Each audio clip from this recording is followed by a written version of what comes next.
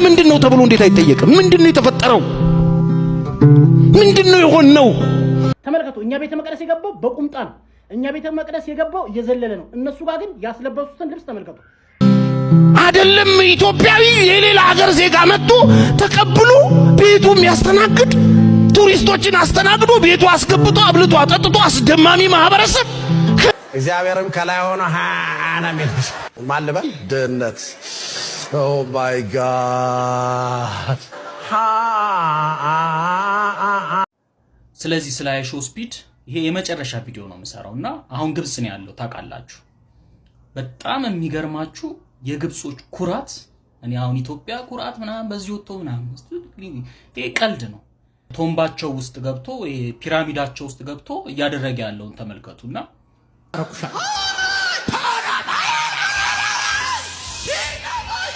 አረኩሻ እንድትነቂ እንድትተቂ እንድታፈርሺ እንድትገነቢ ሾኩሻ።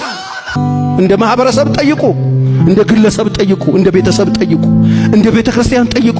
ለምንድነው ሞገስ ያጣነው? ለምንድነው ክብር ያጣነው? እግዚአብሔርን ያላወቀ ስራውን ያላወቀ ትውልድ ተነሳ። አመፀኛ ትውልድ የፈለገውን የሚያርግ ማንንም ማይሰማ። ሰላም ለእናንተ እንደምን አላችሁ እንደምን ቆያችሁ። በዛሬው ቪዲዮ እንግዲህ ፓስተር ቸሬ ኦርቶዶክሳዊት ቅድስት ቤተክርስቲያንን አታዋርዷት አይሾ ስፒድ በተባለ ግለሰብ የተነሳ ከክብር አታሳንሷት ተገቢ አይደለም በሚል አስተሰጥቷል። እንዲሁም ደግሞ ፕሮቴስታንት ወገኖቹንም ምን ያህል ነው የተዋረደ ነው አላስፈላጊ ያምልኮ መልክ የሚመስሉ ነገሮች በዝተዋል፣ ይሄ ትውልዱ ማንንም የማይሰማ ሆኗል ብሎ በቸርች ውስጥ የሚደረጉትን አላስፈላጊ የሆኑ ስርዓት አልበኝነቶችን ይገስጻል ማለት ነው። እንዲሁም ደግሞ አይሾ ስፒድ ግብጽ ገብቶ ምን ገጠመው ከኢትዮጵያ ቤተክርስቲያን ውስጥ ገብቶ የገጠመው ቤተ መቅደስ ውስጥ ገብቶ ያደረገው ነገርና ግብጽ ፒራሚድ ውስጥ ገብቶ የገጠመው ነገር ምንድነው? በዛሬው ቪዲዮ ማሳያችኋል። ሁላችሁም ቪዲዮ ላይክ ማድረግ እንጀምር። ሰብስክራይብ ምንድነው ማታረጉት? ለምንድነው ማታረጉት? አሁን ማርኩ ኦርቶዶክስ በመሆኔ ከዛ ህብረት በመውጣቴ በጣም እንድደሰት ከሚያረጉኝ አንዱና ዋነኛው ነገር ደግሞ ይሄ ነው።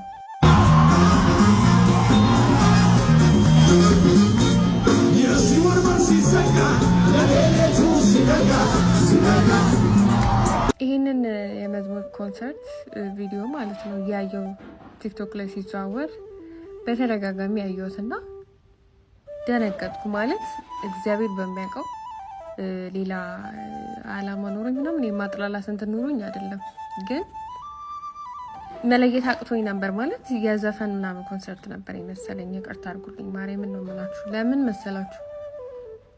ላይቱ አለ፣ ስቴጁ አለ፣ ላይቱ ቦግ ብልጭ ይላል፣ ክለብ ያለ ነው የሚመስልህ ምናምን፣ ዝላ ያለ፣ ጩኸት አለ ምናምን ነገርና መለየት እስኪያቅተኝ ድረስ ነበር እኔ የሆንኩትና ደግሞ ዞር ብዬ መለስ ብዬ የአላፋት ዝማሬን አየሁ እና እዛ ላይ በቃ ያስታውቃል። ምንም መናገር አይጠበቅባቸው፣ ማስረዳት አይጠበቅባቸው። በቃ ያስታውቃል። በጣም የሚያስታውቅ ነገር።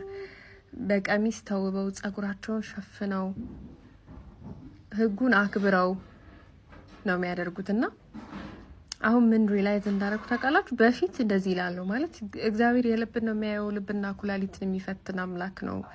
ሚልኩል ዳዊት ራቁቱን ሲያመልክ ራሱን አዋርዶ ሲያመልክ ስታሹፍበት ነበርና እንዴት ሆና እንደቀረች እግዚአብሔር ነው የሚያውቀው እል ነበርና በእርግጥ ያ እውነት ሆኖ ሳለ ራስን ማዋረድና እንደዚህ ብርሃን ከጨለማ ህብረት እንደሌለው መለየት እስኪያቅተን ድረስ ከዓለም በምንድነው የምንለየው ብለን ራሳችንን እስክንጠይቅ ድረስ መሆን ግን ለእግዚአብሔር ራሳችንን ማዋረድ አይደለም። እንግዲህ እነትዝተው ሳሙኤል የሚያዘጋጁት ኮንሰርት እንደዚህ አይነት ነው። ልጅቱ ከፕሮቴስታንት ተመልሳ በዚህ መልክ ነው እንግዲህ የተጸጸተች የምትናገረው። ዛሬ እንግዲህ እነትዝታው ሌሎችም ከሃዲያን ከኦርቶዶክስ ከወጡ ወዲህ እንዲህ ያለውን አላስፈላጊውን ነገር ማስወገድ ማስቀረት ሲችሉ ዘወትር ኦርቶዶክስ እያሉ ከንፈራቸውን የሚያላቀቁት ያው እንጀራቸው ስለሆነች ነው። በእርግጥ እንዲህ ያለውን ነገር ግን ሊያዩት አይፈልጉም። ምክንያቱም ተቀባይነትን አያገኙም ይሄን ከነካኩት ማለት ነው። ስለዚህ ትዝታው ብዙ ጊዜ እንዲህ ያለውን ነገር አይወደውም። የሚወደው ምንድነው? የኦርቶዶክስ ቤተክርስቲያን ነው። ጽናጽል መቋሚያ ከበሮ እያነሳ የሚዘምረው ይሄ ነገር ሰልችቶታል፣ አይወደውም። ግን እንዲስተካከል አይፈቅድም። ለምን? እችን ከነካ ብዙዎች ስለሚቃወሙት እንጀራው ስለምትቋረጥ ማለት ነው። እችት ግን በድፍረት ይሄን ትናገራለች። እስኪ ደግሞ ይነው እግዚአብሔርም ከላይ ሆኖ ሃና ሚልሽ ማልበል ድህነት ኦ ማይ ጋድ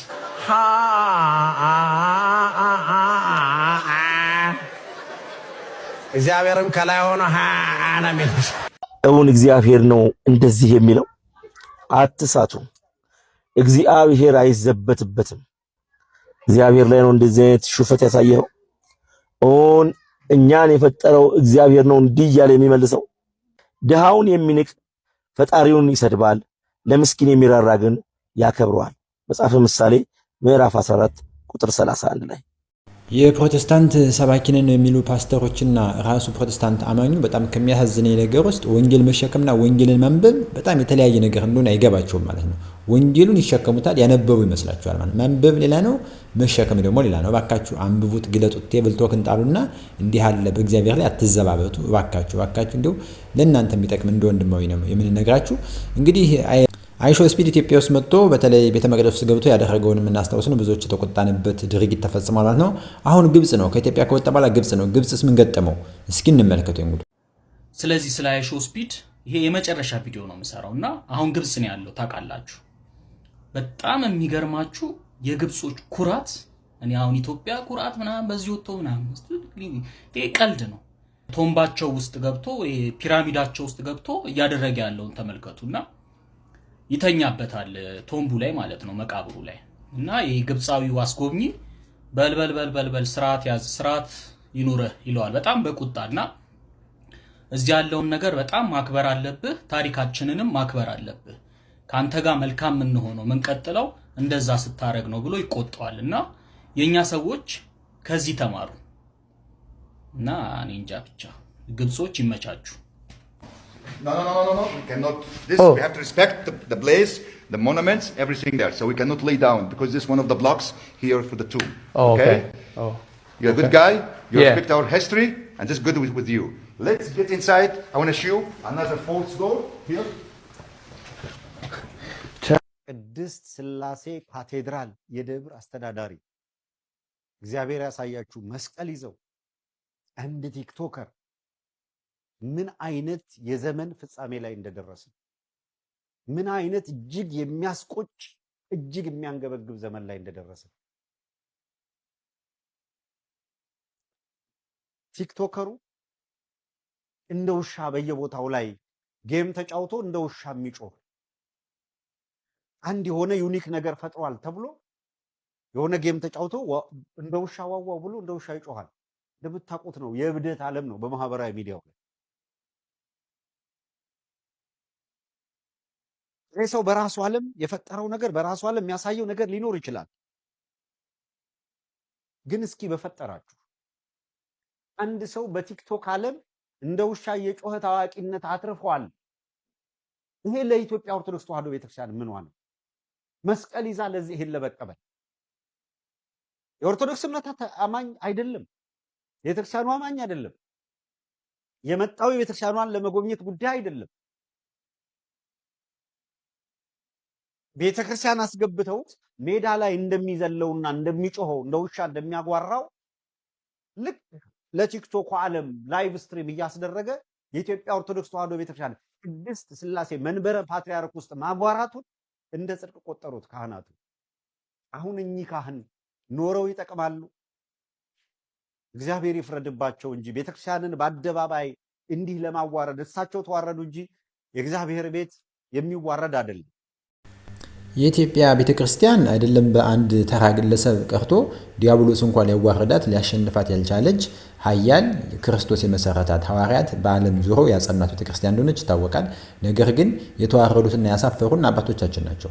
አባቶቻችን ላይ ነው ይህን ነገር እንጂ ቤተክርስቲያን ተዋረደች ቤተክርስቲያን እንዲህ ነው ተብሎ የምንል አይደለም። ቤተክርስቲያን ማንም ሊያዋርዳት ማንም ሊነቀንቃት የማይችል የገሃነም ልጆች እንኳን የማይችሏት የዲያብሎስ አበጋዞች ሊያዋርዷት አልተቻላቸውም።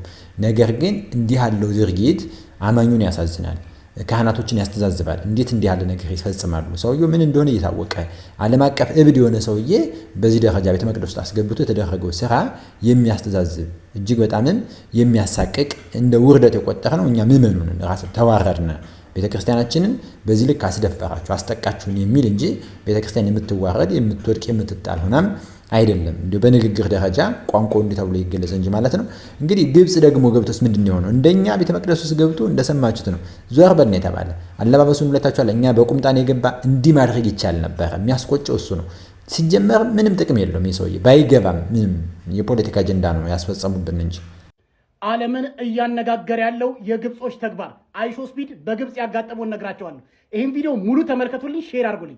አይሾ ስፒድ በግብጽ ነው የሚገኘው። በግብጽ ፒራሚድ ውስጥ በጣም የሚያከብሩት መቃብር ላይ ተጋድሞ ሲያላግጥ አስጎብኙ ምን አለው መሰላችሁ? በልበልበልበል ተረጋጋ፣ ታሪካችንን ስታከብር ነው የምናከብር፣ ስትከበር ትከበራለህ ብሎ አስወጣው። ተመልከቱ፣ ያስለበሱትን ልብስ ተመልከቱ። እነሱ ማለት ነው እኛ ቤተ መቅደስ ገብቶ ሲዘል እኛ ቤተ መቅደስ ገብቶ ክርስቲያኖ ቬስ መሲ እያለ ሲያላግጥ ግን ማንም አልተናገረውም። ተመልከቱ፣ እኛ ቤተ መቅደስ የገባው በቁምጣ ነው። እኛ ቤተ መቅደስ የገባው እየዘለለ ነው። እነሱ ጋር ግን ያስለበሱትን ልብስ ተመልከቱ። አያችሁ አይደለ? ክብርን ካልጠበቅ ስትከበር ትከበራለህ፣ ታሪካችንን አክብር ካላከበርክ ብሎ አስወጣው። በጣም በንዴት ማለት ነው። አይ እኛ ጋር አያችሁ አይደለ? ኩራታችን ኢትዮጵያ ኩራታችን የት ሄደ? በዘሮችሽ መካከል አሜን ታላባ ሲቀባበል ያየው ፈራጅ የነበረ መንፈስ አለ ዘር ውስጥ አንድ ሰው ላይ ተቀመጠ። አሁን ፖዚሽን ስትቀያየሩ አየሁ። እግዚአብሔር አንቺን ፈራጅ አረኩሻል። አንቺን አረኩሻል እንድትነቂ፣ እንድትተኪ፣ እንድታፈርሺ፣ እንድትገነቢ ሾምኩሻል። ይሁን አለ። እቺ ልጅ አንድ የአጋንንት መንፈስ እነሱ ዘር ላይ አለ። እየተናገረ ያለው ከአዲስ ቋንቋ ውጪ ይሄ ሪባጃ ወይም ደግሞ ከሚናገሩት ልሳን ውጪ እሷ ጋር ምን አለ? አንድ መንፈስ አለ፣ አለቃ ነኝ የሚል መንፈስ። ከዛ በኋላ መንፈሱን አቀያየርኩት ነው የሚለው።